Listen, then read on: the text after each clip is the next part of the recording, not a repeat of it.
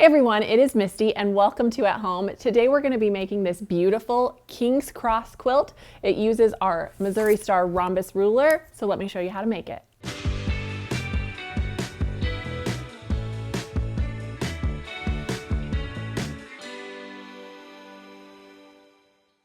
So this is the block that makes up the entire quilt that you see behind me. It is so much easier to make than it looks, and I cannot wait to show you how.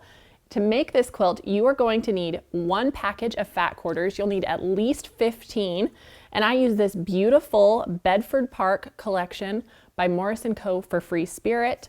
You're also going to need some background fabric, 4 3/8 yards.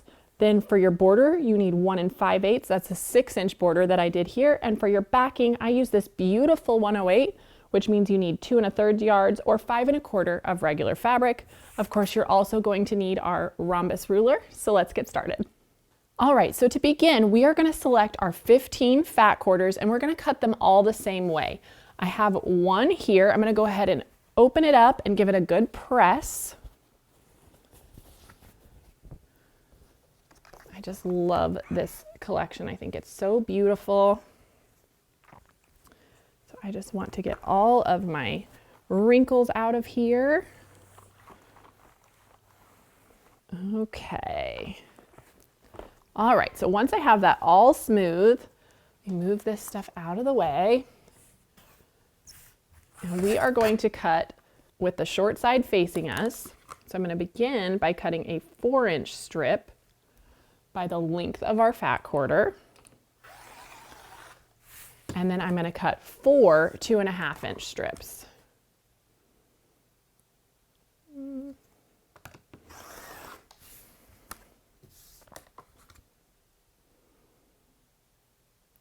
Here we go.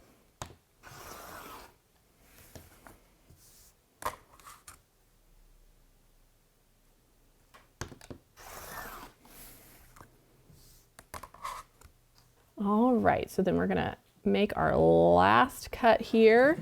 There we go. And we're gonna set this aside. This can just go in your scrap bin.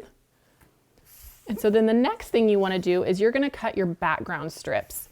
And you're gonna cut those the width of fabric. And so those are gonna be the same size. You have 4 inches and 2.5. But I am gonna open these up and I'm going to cut them on the fold so that they match the size of our fat quarters. So I'm just going to line this little edge and just trim this fold off here. There we go. Perfect. And so then now let's arrange these. So up first, we are going to begin with our print in the middle here. And we'll place a background strip on either side. And you do want to stagger these when you sew them because we're going to be using our rhombus ruler to cut. And so you can see how I've staggered that there. And then when they're sewn, it's going to look just like this. You can see I've sewn it and pressed it to the middle, pressed my seams to the center. So that one's ready. And then with our opposite direction here, we'll have our wider strip from our background in the middle, and then same idea, we're going to stagger and offset these. You'll make 2 strip sets of this version so that you have enough to make all of your blocks, but then just like before, we've sewn those together and rolled our seams out to our print fabric. So now that we have both of our strip sets made, let's go ahead and start cutting them. So I'm going to move this up. I'm just going to clear some of this out of the way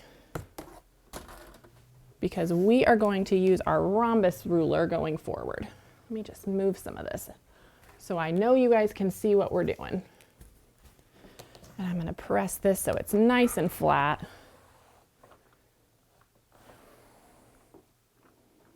There we go. And same thing with this one, just so it's ready to go.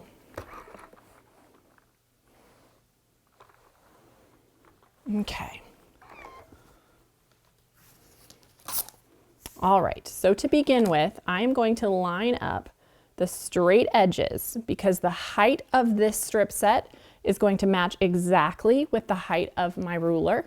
And so I want to make sure this straight edge down here and this straight edge up here is exactly in line. And I'm just going to cut as little waste as possible here.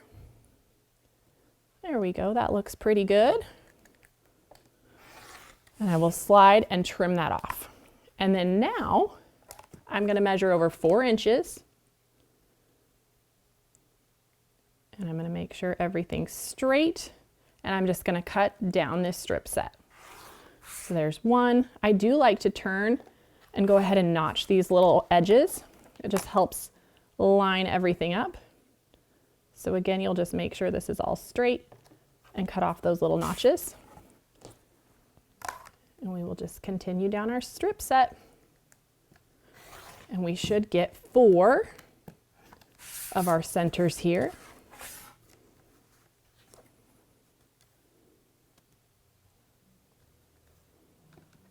There we go.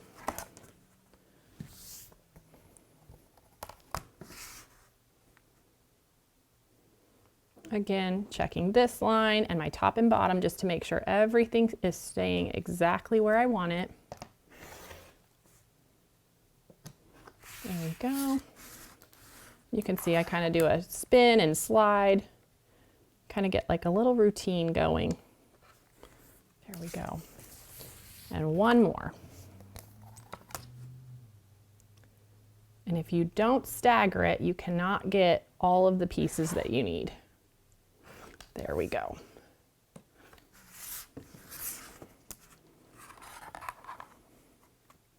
And that final little notch. All right, beautiful. So now the centers of our blocks are cut and ready. And so now we can move on to these other strip sets. And I'm going to do this in the exact same way. So lining up my edges here, making sure I'm just trimming off my selvage, using as much usable fabric as possible. Trimming that off. And now we're going to measure in 2.5 inches. And so I'm going to go ahead and do the exact same thing you saw here where I'll notch all the corners, and I'll meet you back here when I have them done. All right, so I finished cutting those shorter pieces. And the one thing you want to keep in mind is you will have to cut both of your strip sets in order to have 8 of these so that you can use 1 on each side of your center. So now you can kind of see how our block is going to come together. And so we're going to fold this over because there is one thing that's a little bit tricky. And so you can see how having those notches makes your edges line up so nicely. So you don't have to worry about that. But instead of having a typical nesting seam here, you're actually going to be intersecting on a 45. And so I like to pin, you know, I don't pin very often, but if you want to have a nice straight block, just making sure those intersect there and putting a little pin at those joints really does make a world of difference. And so it's nice, you can kind of fold it back and you can see here how those are lined up. That's what you're looking for. So we'll just place that pin there. And then I can flip this around and I can do the same thing on the other side and go ahead and have it all pinned before I take it to the machine.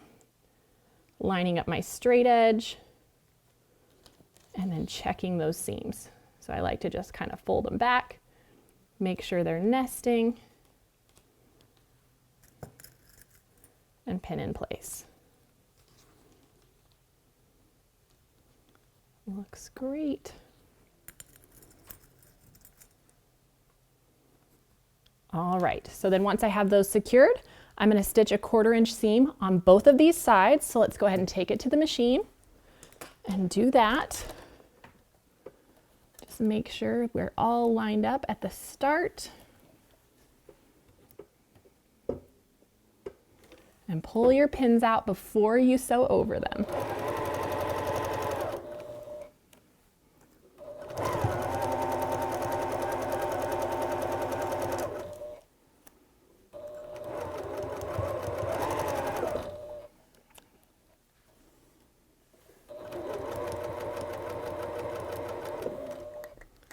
There's our first side. Then we'll just turn this around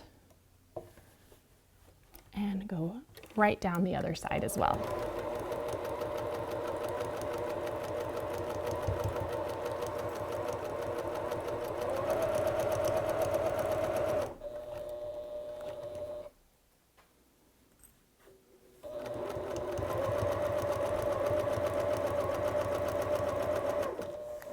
Okay, there we go. Check my seams. That looks pretty good. I've got one with a little bit of overhang, but I'm not going to dye over that. So let's go ahead and press these now. So we'll set those seams, roll them back. Beautiful. Ooh, got a little bit of a tuck there. All right. And then the last thing I like to do is I just like to lay my template on top, and this I can use to kind of square up my block. I've got just a little bit of overhang here, but it finishes the exact size as the template. So now I can trim off any little wonkiness that I've got. There we go. And this one little bit here, that looks pretty good. All right, that's it. That's how you make this block. And so believe it or not, these are just set together, and you do your diagonal rows. And when you set them together, it forms this secondary kind of 4-patch diamond. The other thing to keep in mind, let me find it here, is every single row is going to start and end with a solid background diamond. And so let's go ahead and look at the quilt behind me. I'll take this here. So you'd have a solid diamond that you'd start with. Then the next row, you'll begin with one, then a single print and end. And I just laid the whole thing out that way. So the whole outer edge is solid background diamonds. And then once you have that pieced, you just square it up, add your 6-inch border. I quilted it with paisley feather. I think it turned out really pretty. And then let's look at this beautiful backing. I just absolutely love this floral. They took one of the prints from the collection and blew it up into this larger 108. I quilted it with paisley feather, which I think turns out so nice. This is such a fun pattern. I hope you enjoyed this tutorial on the Kings Cross Quilt, and I'll see you next time on At Home. Hey everyone, thank you so much for watching At Home. We're so excited to be almost 1 million quilters strong here at Missouri Star. And so if you haven't already joined our family, be sure to subscribe and hit that notification bell so you can be notified of all of our future tutorials. And we'll see you soon.